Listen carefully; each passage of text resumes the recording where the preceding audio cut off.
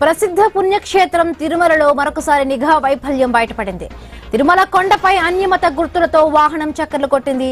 ఆలయం ముందు రాంబకీచ బస్టాండ్ లో అన్యమత గుర్తులతో ఉన్న వాహనం పార్క్ చేసి ఉండడం చూస్తుంటే భద్రతా వైఫల్యం కొట్టొచ్చినట్టుగా కనిపిస్తోంది.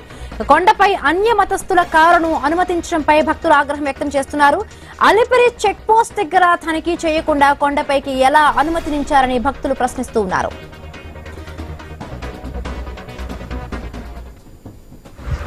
ప్రసిద్ధ పుణ్యక్షేత్రం తిరుమలలో మరొకసారి అపచారం జరిగింది. కొండపై అన్యమత గుర్తులతో ఉన్న వాహనాన్ని గుర్తించారు. ఈ నేపథ్యంలోనే భక్తులు తీవ్ర ఆగ్రహంగా కూడా ఉన్నట్టుగా తెలుస్తోంది. రైట్, మరిన్ని పూర్తి అప్డేట్స్ మా కరెస్పాండెంట్ గోపీనాథ్ అందిస్తారు. గోపీనాథ్, గతంలో కూడా మనం చూసాము తిరుమల కొండపై భక్తులు మాంసాహారాన్ని తీసుకొచ్చిన విజువల్స్ కూడా ఇప్పుడు సోషల్ మీడియాలో వైరల్ అయిన పరిస్థితి. ఇప్పుడు కూడా అన్యమత గుర్తులతో ఉన్న వాహనాలు కూడా కొండపై చక్కర్లు కొడుతున్నట్టుగా తెలుస్తోంది.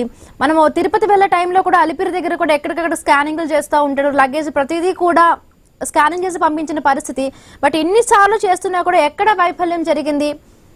డీటెయిల్స్ ఏంటి గోపీనాథ్? మొత్తం మీద తిరుమలకి స్వామివారి దర్శనానికి ప్రతిరోజు కూడా 1,00,000 మంది భక్తులు వస్తూ ఉంటారు. ఎంతో మంది వివిధ వాహనాలు, సొంత వాహనాలు వస్తూ ఉంటారు.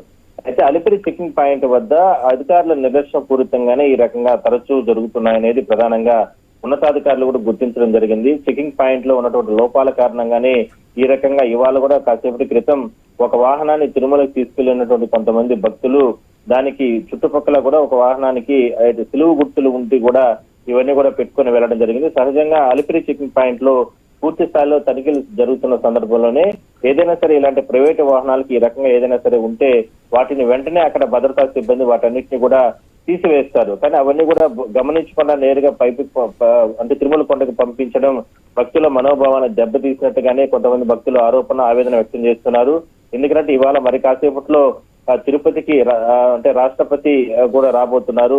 ఈ సందర్భంగా గత వారం 10 రోజుల నుంచి కూడా ఎన్నో రకాల చర్యలు తీసుకోవడం జరిగింది. భద్రతా పరంగా కూడా అలిపిరి చెకింగ్ పాయింట్ నుంచి తిరుమల వరకు కావచ్చు, ఇట్లా అన్ని రకాల చర్యలు తీసుకున్నప్పటికీ కూడా ఈ రకంగా అంటే గుర్తు తెలియనటువంటి వాహనం అంటే తిరుమలకి నేరుగా ఈ రకంగా కొంతమంది భక్తులు నేరుగా తిరుమలకి ఈ రకంగా రావడం అనేది టీటీడీ విజిలెన్స్ అధికారుల నిర్లక్ష్యంగానే మనం చెప్పొచ్చు. సో మొత్తం మీద తిరుమలకు వచ్చిన తర్వాత తిరుమలలో పలు ప్రాంతాల్లో పుణ్యక్షేత్ర ఉన్నటువంటి ప్రాంతాలు కావచ్చు, అదేవిధంగానే పాపినాశం క్షేత్రం, ఆలయం సమీపంలో ఉన్నటువంటి రాంబకీచ బస్ స్టాండ్ ఇలాంటి ప్రాంతాలు కూడా తిరుగుతున్నప్పటికీ కూడా అప్పుడు కూడా అధికారులు గుర్తించలేకపోయారంటే ఇది నిజంగా భద్రతా వైఫల్యంగానే మనం చెప్పొచ్చు. దీనిపైన మాత్రం ఉన్నతాధికారులు పూర్తి స్థాయిలో దర్యాప్తు జరుపుతున్నారు. మొత్తం మీద ఆ వాహనాన్ని కూడా కాసేపటి క్రితం పోలీసులు స్వాధీనం చేసుకోవడం జరిగింది. అసలు ఎందుకు తిరుమలకి ఈ వాహనాన్ని తీసుకొచ్చారు, ఎక్కడి నుంచి భక్తులు వచ్చారు అనే దానిపైన పూర్తి స్థాయిలో దర్యాప్తు జరుపుతున్నారు.